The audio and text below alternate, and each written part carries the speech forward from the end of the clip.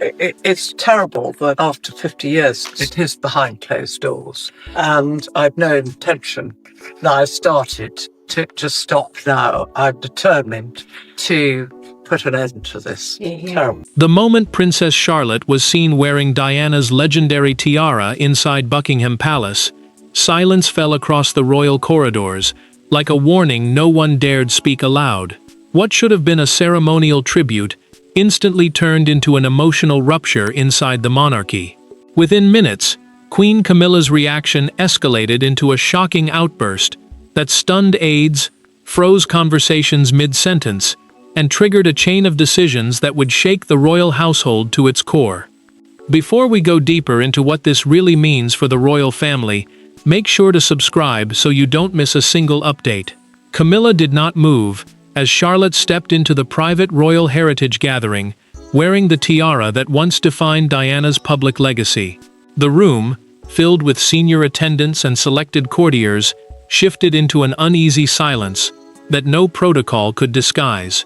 King Charles received the message mid-event and immediately lowered his gaze, choosing silence over intervention as tension tightened around him. Inside what officials call a royal heritage gathering, the private ceremonial meeting where senior royals observe symbolic traditions away from public view, Camilla's expression finally broke, her composure collapsing into visible fury as the tiara became more than a symbol, becoming a wound reopened in real time. Her outburst echoed through an adjoining chamber, startling attendants who froze as if the palace itself had inhaled and refused to exhale. Courtiers moved quickly, guiding guests out of restricted corridors with careful urgency as confusion spread beyond control. A sealed internal review was ordered immediately, signaling that this was no longer a private matter but the beginning of a larger institutional fracture.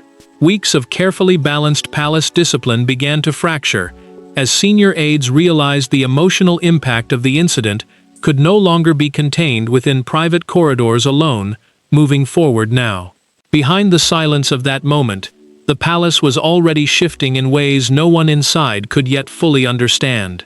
The tiara, long tied to Diana's memory, had become more than an object, carrying emotional weight that resurfaced every time it entered royal sight. For Camilla, the sight was not symbolic, but deeply personal, triggering a reaction she had spent years trying to suppress within the demands of royal expectation. For Charles, the moment demanded restraint, forcing him to weigh duty against the emotional stability of those closest to him. The entire royal structure, built on silence and symbolism, suddenly felt exposed under the pressure of one ceremonial decision that no one could reverse. And in the corridors beyond the chamber, staff members whispered about consequences that would extend far beyond a single gathering, reaching into the monarchy's future direction. Nothing inside the palace remained untouched by what had just begun unfolding in silence now. William's attention to the incident deepened as he reviewed internal notes, sensing that the emotional ripple from Charlotte's appearance had already begun altering the balance of royal decision-making process.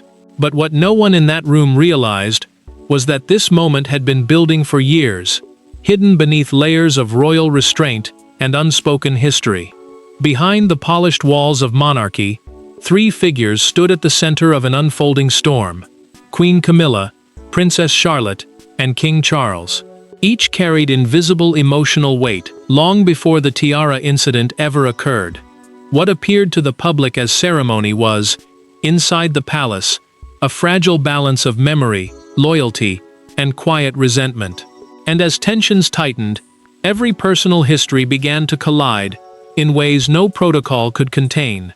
Camilla stood alone for a moment in the corridor outside the ceremonial chamber, her thoughts tightening as she recalled how often she had been measured against Diana's shadow in every public appearance. The queen consort, the monarch's wife holding ceremonial rank and duties within the royal structure, felt that weight every time a legacy event was announced, and it pressed harder now because Charlotte had unknowingly stepped into that same emotional field.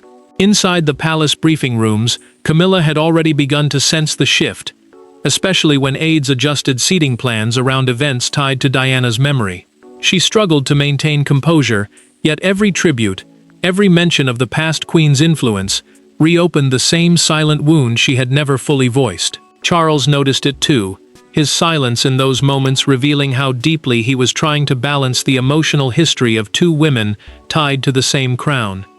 The king moved between meetings with restrained tension, aware that every decision he made about legacy ceremonies carried consequences far beyond protocol, especially when Diana's name resurfaced in planning discussions that could not be ignored. And while staff debated the risks of continuing to use royal artifacts connected to Diana's legacy in future ceremonies, Charlotte remained untouched by that tension, stepping into royal symbolism with innocence that made the contrast even sharper. Charlotte walked through those same corridors with quiet curiosity, unaware that every step she took was being interpreted through a history she never lived. The young princess, seen by many inside the palace as a symbolic heir to Diana's grace, meaning a figure expected to carry forward emotional and public qualities associated with the late princess, was treated gently by staff who saw her as both future and memory at once. That perception, however, carried pressure she could not feel yet, but everyone around her silently acknowledged. Camilla watched from distance during brief encounters, her expression controlled but unreadable, aware that Charlotte's presence in legacy-centered moments created emotional echoes she could not easily escape.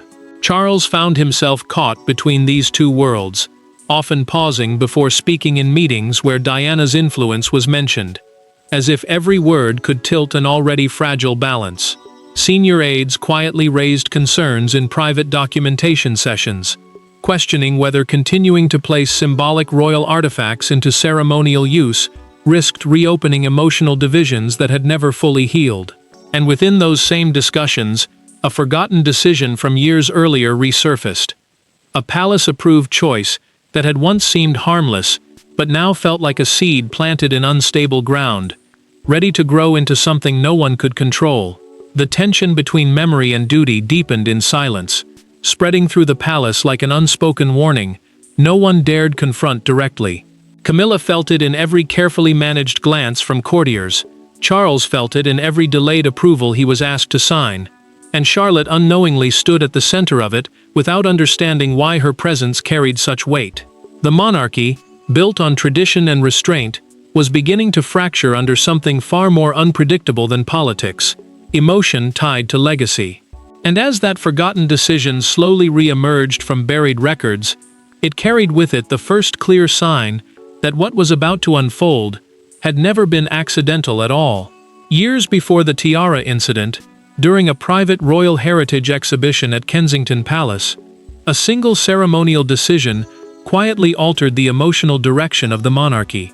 Princess Charlotte, still young, was symbolically presented with access to Diana's personal jewelry collection for a controlled display.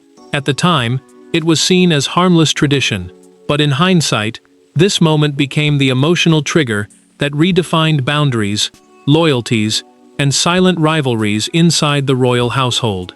Camilla stood still in the briefing room as the proposal was placed on the table, her silence heavier than any spoken objection. The queen consort, the monarch's wife who carries ceremonial status and public duties within the royal structure, understood immediately what this exhibition was trying to do. It was framed as legacy preservation, an effort to protect Diana's memory through controlled royal symbolism, meaning carefully managed public display of historic royal items to shape how the monarchy is remembered. But to Camilla, it felt like reopening a door the palace had spent years trying to close.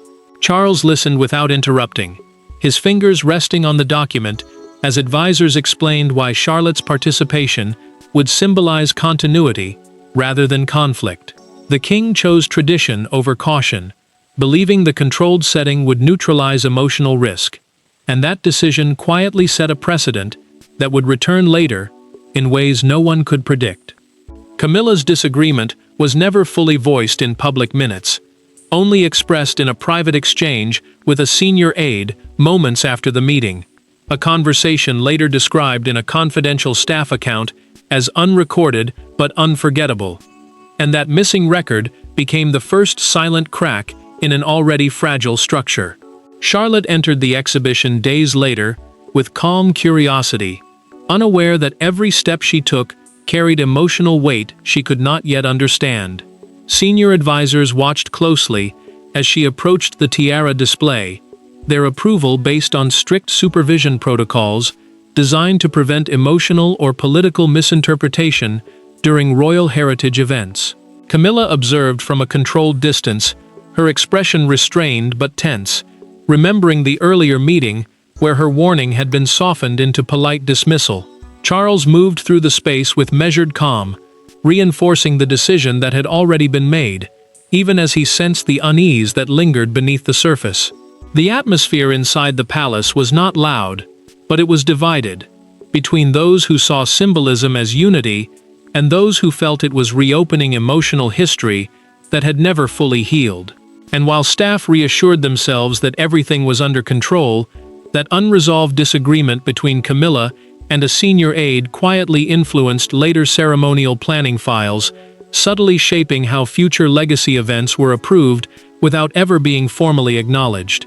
No one challenged the second approval when it came months later, when the same tiara was quietly cleared for future ceremonial use without revisiting the emotional concerns raised earlier.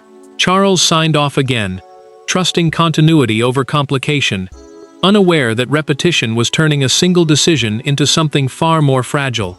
Camilla saw the pattern forming but said nothing, her silence becoming its own form of resistance inside a system built on restraint. Charlotte remained untouched by the weight of these choices, moving through royal expectations without understanding the emotional history being layered around her name. And deep within palace archives, the original decision remained buried, unchanged, uncorrected, and waiting, because what had been approved in the name of tradition would soon return in a moment no one inside the monarchy was prepared to face. Inside a private palace chamber, moments after Charlotte appeared with the tiara, Queen Camilla's composure collapsed into a rare and explosive outburst. Witnesses describe a sudden shift in tone, a raised voice echoing against stone walls, and aides frozen in disbelief. King Charles, caught between duty and emotion, was forced into silence as the atmosphere shifted from ceremony to crisis in a matter of seconds. Camilla stood near the center of the chamber as the door shut behind the last aide, her breathing sharp, her restraint finally breaking under pressure she had carried for years. The queen consort, the monarch's wife who holds ceremonial authority within the royal household and represents continuity of the crown, no longer spoke with caution, but with raw frustration that had been buried beneath years of controlled appearances. The room itself felt smaller as she demanded privacy, forcing attendants out in a moment that changed the tone of the entire palace wing. Charles remained near the edge of the chamber, his presence heavy but restrained, knowing that any direct confrontation would deepen a wound already splitting open in real time. Charlotte had already been escorted away before the doors closed, unaware that her symbolic appearance with the tiara had ignited a reaction she would never witness but would unknowingly carry forward into palace memory. Camilla's words broke through years of suppressed tension over Diana's enduring presence in royal symbolism, each sentence revealing emotional pressure that had never been publicly acknowledged. Camilla's voice rose again, sharper now, as she confronted the weight of comparisons that had followed her since entering the royal structure, her frustration no longer contained by etiquette or expectation. Charles attempted to steady the moment, speaking carefully, trying to redirect the emotion into calm resolution, but he avoided direct confrontation, aware that one wrong sentence could fracture an already fragile balance. The king understood the situation was not just about a tiara or a ceremony, but about the emotional legacy tied to Diana, the former princess whose presence still shaped public memory and internal royal decisions long after her passing. Inside the chamber, silence and anger collided, creating a tension that even protocol could not soften. A senior aide positioned near the door overheard fragmented lines from Camilla's outburst and quietly recorded the sequence in a confidential timeline report later marked for internal review, ensuring that every word spoken inside would not vanish into silence. At the same time, palace security began quietly restricting movement in adjacent corridors, without issuing public explanation, a procedural shift that signaled the seriousness of what had just unfolded behind closed doors. Camilla's final sentence in the chamber landed with a weight that immediately changed the atmosphere from emotional outburst to institutional concern, a line that would later be flagged for internal documentation and review. Charles paused, recognizing that what had been said could not simply be erased or softened without consequence, even as he tried to maintain stability in the moment. The chamber fell into a tense stillness, not resolution, but suspension, as if the entire palace was waiting to see what would be recorded, repeated, or hidden. And in that silence, it became clear that the real force shaping what followed was no longer emotion inside the room, but authority beyond it, deciding how far the truth would be allowed to travel. As word of the incident reached senior royal administration, the monarchy's internal machinery activated with quiet precision. What unfolded was not chaos, but calculated control. Official silence was enforced, communications were restricted, and every witness was reminded of protocol. Yet beneath that structure, one truth was clear: the authority of the crown itself was now being tested by an emotional fracture no rulebook could fully contain. The message moved through palace offices like a cold signal no one dared interrupt, and within minutes, senior officials began initiating containment procedures designed to control every fragment of information leaving the chamber. The Crown's administrative corps, the structured system of advisors and secretaries responsible for protecting royal continuity and managing institutional response, shifted instantly into defensive order, sealing conversations and limiting access to internal reports. Charles stood at the center of this quiet storm, advised to pause all public appearances linked to the incident, a decision that immediately reshaped his schedule and signaled to insiders that the situation carried weight beyond a simple ceremonial disruption. Camilla had already been moved into private quarters under discreet supervision, her isolation not framed as punishment, but as protection from further escalation, though the emotional distance only deepened the tension surrounding her. Staff members moved carefully through corridors, caught between loyalty to strict protocol and concern for the emotional strain unfolding behind closed doors, their silence becoming part of the system they were trying to uphold. Charles received continuous updates as officials debated whether Charlotte's presence in the original ceremony should be publicly acknowledged or carefully contained, knowing either choice carried consequences for the monarchy's public stability. The king understood that transparency could expose vulnerability, while silence could amplify suspicion, and that balance was beginning to slip under pressure. A confidential memo circulated among senior advisors, warning of what was officially described as a legacy sensitivity breach, meaning a disruption caused by emotionally charged royal symbolism linked to historical figures, particularly those whose memory still influences public perception of the monarchy. Camilla's absence from active decision-making added weight to every discussion, as her emotional state remained unspoken but deeply felt within internal rooms.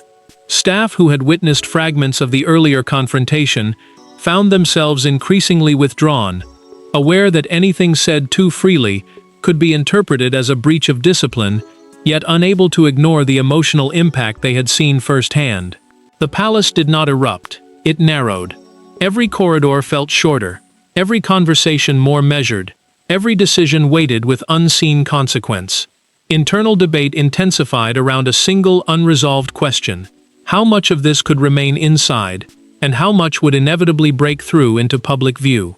A single decision about disclosure now hovered over every discussion, carrying the power to either contain the situation or release it into full public scrutiny. Charles recognized that whatever choice was made would not simply shape perception.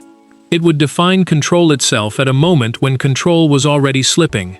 And as silence tightened across the palace, the emotional fallout had already begun spreading in ways no one could fully control. Within hours of the incident, the palace atmosphere shifted from control to quiet fragmentation. Staff members avoided eye contact, corridors grew unusually empty, and whispered conversations replaced structured communication. Queen Camilla remained behind closed doors, while King Charles was seen alone reviewing documents with visible tension. What had begun as a ceremonial moment was now evolving into an internal emotional crisis with no clear resolution. The silence inside the palace did not feel peaceful, it felt broken.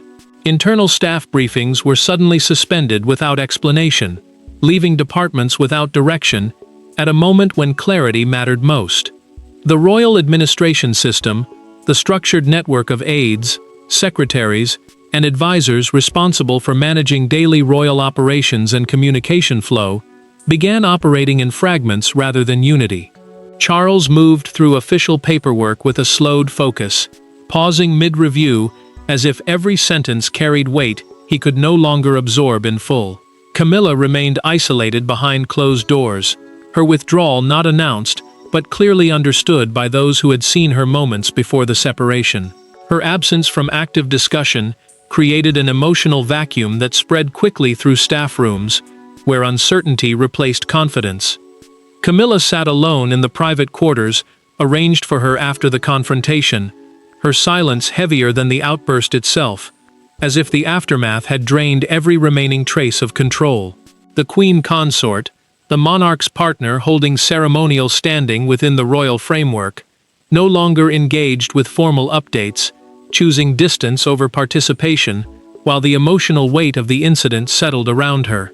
Charles, meanwhile, was seen pausing over documents linked to internal ceremonial review, his hand resting still for several seconds, as though the meaning behind every decision had suddenly become too sharp to process.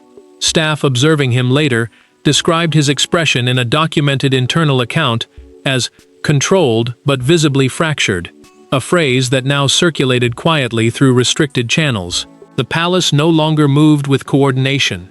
It moved with hesitation, every action slowed by the fear of what might be said next, or recorded later.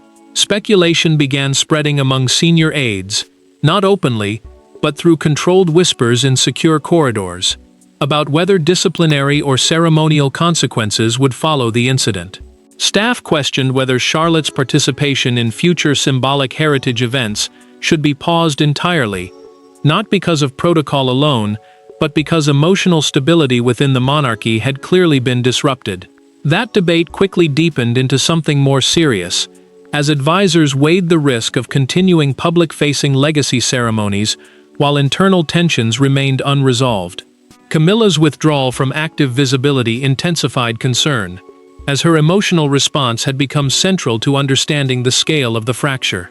And then, without warning, a private message was delivered directly to William, bypassing routine channels and pulling him into the situation with a weight that could not be ignored. And with William's arrival, the situation takes a turn no one inside the palace had anticipated. In a quiet, unguarded corridor away from official presence, William and Camilla meet face to face for the first time since the incident. No aides, no protocol, only silence and tension between two members of the royal inner circle. What begins as restrained conversation quickly shifts into emotional confrontation, revealing long-standing fractures that had never been openly acknowledged within the royal family structure.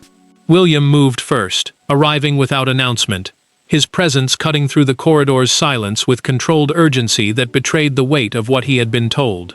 The prince, heir to the monarchy and future king responsible for stabilizing the crown's public image, carried both duty and restraint into a meeting he did not ask for, but could not avoid. Camilla stood already in place when he arrived, her posture steady, but her expression marked by exhaustion from everything that had unfolded before this moment. She agreed to meet without advisors for the first time since the incident, a decision that immediately stripped away the protective structure she usually relied on. The absence of aides changed everything, leaving only truth, tension, and two figures forced to confront what had been carefully avoided in earlier discussions.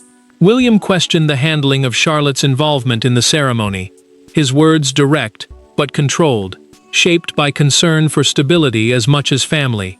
The moment carried added weight, because Charlotte's symbolic appearance with the tiara had already triggered internal debate about legacy boundaries and emotional risk within royal events. Camilla responded without hesitation, but her voice carried strain beneath its control, as she defended her reaction while trying to hold together emotions she had long suppressed. The queen consort, the monarch's wife holding ceremonial authority within the royal framework, spoke not as a public figure in that moment, but as someone confronting years of unresolved emotional tension tied to Diana's enduring presence in royal symbolism. William listened carefully, but his silence was not acceptance, it was calculation, as he processed contradictions between earlier palace approvals and the version of events now unfolding in private conversation. Camilla insisted that the reaction in the chamber was not sudden, but the result of accumulated pressure, pointing indirectly to decisions made long before this incident that had never been properly revisited.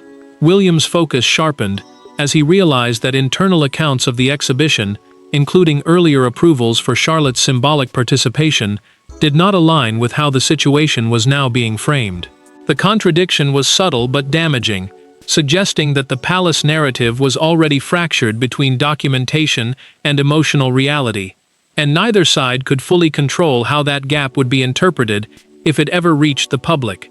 The corridor felt narrower, as both of them reached the same silent conclusion. Containment was no longer guaranteed. Camilla's composure began to falter in brief moments between sentences, not from lack of authority, but from the realization that her emotional response had already been recorded, analyzed, and passed through internal channels she could no longer influence. William recognized that continuing silence could deepen instability rather than protect it, especially with staff speculation already spreading beyond controlled spaces.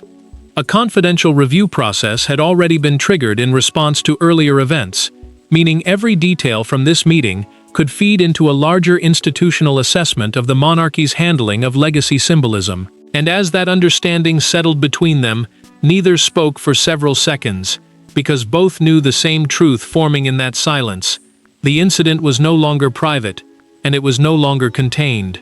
William finally stepped back, his decision forming not as reaction but as inevitability, one that would determine how the monarchy chose to face the world in the moments ahead. And as that decision begins to form, the outside world is already catching its first glimpse of something far bigger. The moment fragments of the incident reach the public sphere, reaction spreads rapidly across media and royal watch communities. A front-page headline describing a palace tiara crisis dominates morning coverage, while broadcasters analyze every available detail. Crowds begin forming outside Buckingham Palace, and a single leaked image of Charlotte in the tiara becomes the defining symbol of the controversy unfolding behind closed doors. The first wave of coverage hits like a rupture in controlled silence, as major newspapers frame the incident as a symbolic clash within the royal family rather than a private misunderstanding. The Queen Consort's emotional reaction becomes the center of every headline, not as a moment of personal strain, but as a national question about legacy and identity. Camilla, already isolated from active duties, becomes the unspoken reference point in discussions unfolding across media desks, even as her name is carefully handled within official channels. Charles, the King, the monarch responsible for maintaining institutional stability and public trust, is forced into silence as broadcasters dissect every available fragment of information tied to the tiara appearance. William monitors early coverage with growing concern, aware that public interpretation is beginning to outpace internal control. The palace's decision-making structure suddenly feels reactive instead of authoritative, as commentary spreads faster than any official clarification. Broadcasters intensify the narrative by linking Diana's historical presence to every frame of analysis, turning the tiara into more than an object and instead into a symbol of unresolved emotional history.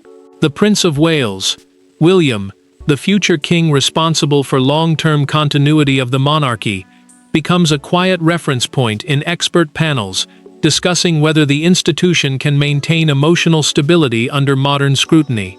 Public opinion fractures sharply, with some defending Charlotte's symbolic appearance as innocent tradition, while others question the emotional consequences it triggered inside the palace.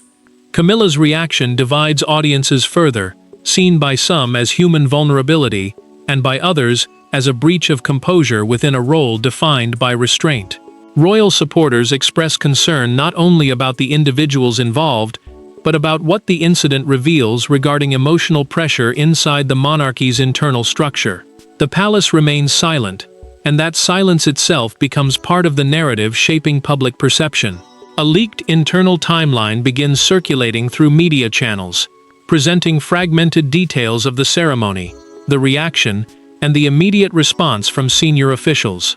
The document, described in a broadcaster's recorded analysis as an unverified internal account of sequence events, fuels speculation that the monarchy is struggling to maintain internal cohesion.